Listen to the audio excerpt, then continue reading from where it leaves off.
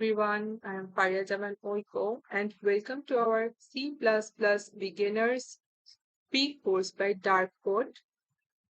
Have you ever wondered how computers understand our instructions and execute them?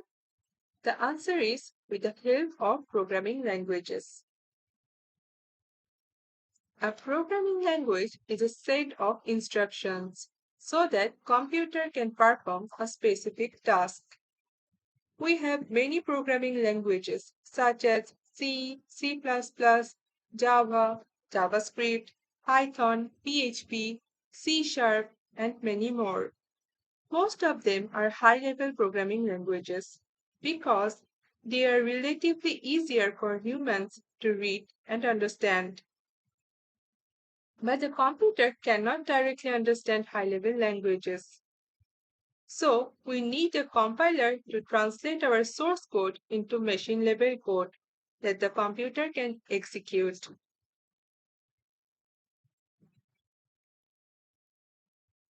Here we can see that if we write down our code in C++, a compiler will translate it into assembly language and an assembler will translate the assembly language into machine level language, or it's called opcodes. In this series, we will focus on C++ from basic level. Let's have a look at the topics we are going to cover in this series.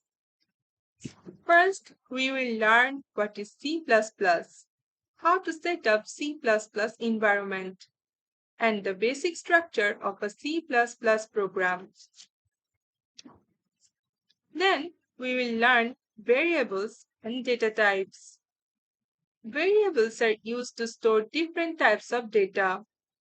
Think of a variable as a box where you can store information such as your name, age, school, etc. In variable and data types, we will cover variables, data types, constant, and typecasting. Then we will cover input and output. It's like giving computers instructions and watching the output after processing. We use cin to take input from the user. We use cout to give output. After that, we will learn about operators. It's like adding prices, comparing two numbers, checking whether two values are equal or not. We'll cover arithmetic operators, assignment operators, relational operators, logical operators, increment and decrement, and operator precedence. Then comes conditional statements.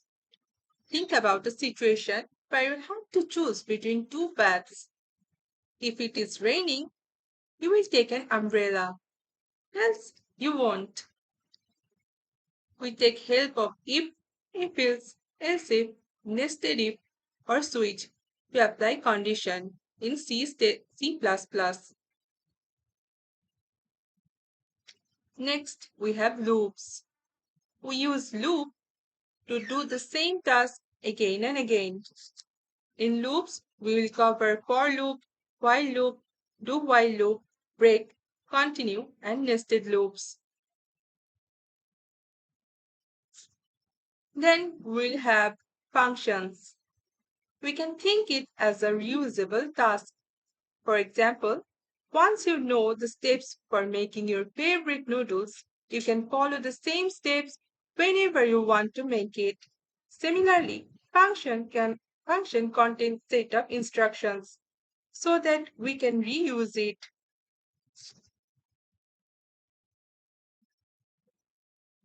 Then we have arrays.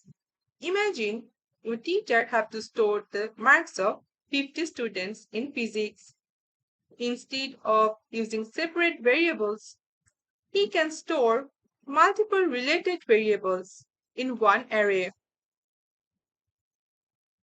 We'll cover one-dimensional array, array input and output, array traversal, and two-dimensional arrays. Then we will cover strings. It's kind of similar to array. It's like an array of characters. After that, we will learn pointers and reference. It basically how data is connected to memory and how we can work with memory addresses. And finally, we'll cover structures which allow us to group related information together. Like you can store your name, ID, CGPA together as a student structure.